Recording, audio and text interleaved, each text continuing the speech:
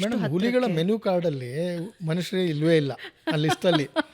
ನೀವು ಯಾವುದೇ ಹೋಟ್ಲಲ್ಲಿ ಹೋದರೆ ಒಂದು ಮೆನು ಕಾರ್ಡ್ ಕೊಡ್ತಾರಲ್ಲ, ಆ ಥರ ಮೆನು ಕಾರ್ಡಲ್ಲಿ ಮನುಷ್ಯ ಅನ್ನೋದಿಲ್ಲ. ಅದೆಲ್ಲೋ ಅಪರೂಪಕ್ಕೆ. ನಮ್ಮನ್ನು ನೋಡಿದ್ರೆ ಅದಕ್ಕೂ ಸಾಕಷ್ಟು ಭಯ ಇರುತ್ತೆ. ಮತ್ತು ಹುಲಿಗಳು, ಚಿರತೆಗಳೆಲ್ಲ ನಾಚಿಕೆ ಸ್ವಭಾವದ ಪ್ರಾಣಿಗಳು. ನಾವು ಬರ್ತಿದ್ದೀವಿ ಅಂತ ಗೊತ್ತಾದರೆ ಅವುಗಳು ಅವು ಪಾಡಿಗೆ ಅವಾಗ ನಮಗೆ ದಾರಿ ಬಿಟ್ಟು ಹೊರಟೋಗ್ತವೆ.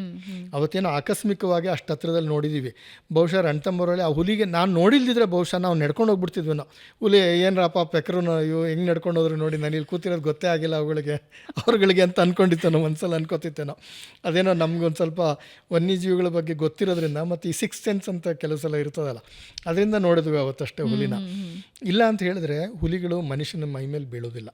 ಎಲ್ಲೋ ಅಪರೂಪಕ್ಕೆ ಗಾಯ ಆಗಿದ್ದಾಗ, ಅವು ಕಾಡಂಚಿನಲ್ಲಿದ್ದಾಗ, ನಾನು ಮುಂಚೆ ಹೇಳಿದ್ನಲ್ಲ, ಬಹಿರ್ದೇಶಗೆಲ್ಲೋ ಕೂತಾಗ ತಪ್ಪು ಅನಿಸಿಕೆಯಿಂದ ಅದೊಂದು ಅಪಘಾತ ಆಗ್ತದೆ. ಹುಲಿಗಳು ಮಾನವನ್ನೇ ಹಿಡಿಯಲಿಕ್ಕೆ ಹೋಗೋದಿದೆಯಲ್ಲ, ಅದು ಬಹಳ ಅಪರೂಪ.